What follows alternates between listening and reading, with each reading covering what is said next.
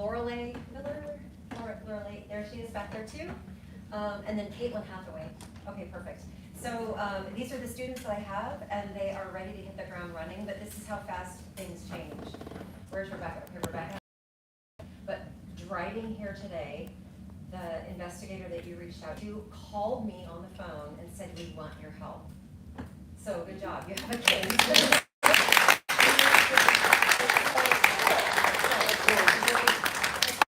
So we really want, more cases. It's good for the students, it's good for the community, and we're really excited to offer that. Oh, another thing, sorry, here's an example of what we do for the missing persons family. Miss Harbers, I see you up there. I used your tree, hope that's all right. That's Yvonne. Her brother has been missing, how many years? 38 years. And so, actually, she's the reason that we started this project. How many years ago was that? 5? And she just came to me one time and she's like, is there anything that you can do for missing people? And I was like, oh, I don't know, I don't think so, but actually we can, right? So we took Yvonne's DNA, we uploaded it to the sequencing databases that law enforcement can use, and we attached a family tree that looks like this.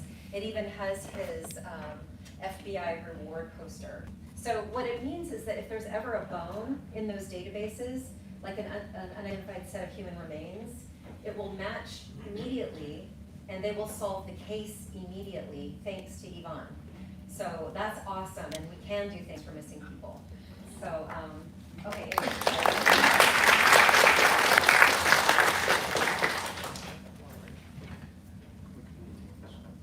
In the middle of the...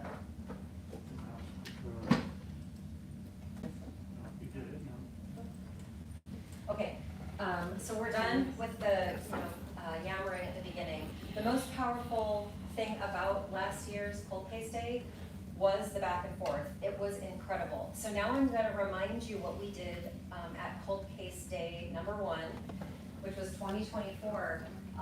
We had these 3 boards. So we're going to get rid of this screen here, and we're going to open up discussion in a few minutes. And my interns are going to help document the things that we all brainstorm about, right? So we have a set of note takers, we can talk quickly, we can come up with ideas, and then we can capture the ideas. So last year, on this far board here, we talked about case information. We wrote down a few cases that we thought needed attention, and so I'm going to repeat that again here this year.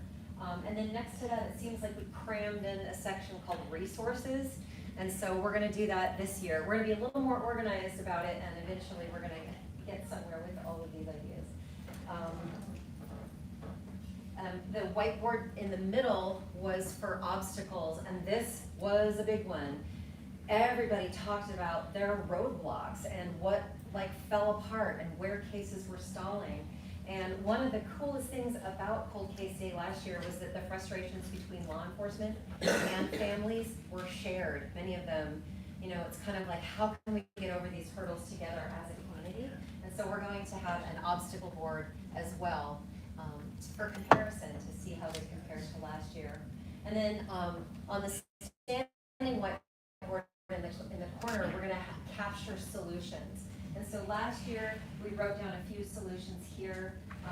We want to be mindful of these as we move forward. Maybe next year I'll find a way to make a poster that has every year, the evolution, right, of all of the things that we talk about. And at any time I can call these up again, but I definitely want to get to the discussion. Because everything is going to get wild and crazy, I want to thank a few people right away, all of the panelists. Thank you so much for coming. I really appreciate you. This year we're doing something that we didn't do last year, and we have this being recorded. It's recorded, right? Recorded on Zoom. So there are lots of students, lots of people from the community, and there are people from other states zooming in right now, and I welcome them, and I welcome their questions as well, and thank you so much. Good job, everybody. We have some law enforcement in the audience and probably listening in too, so thank you very much for being open-minded and just being like, let's see what we can do, right? Can't hurt. Annie Rhodey Wright, thank you so much again for just being there and dealing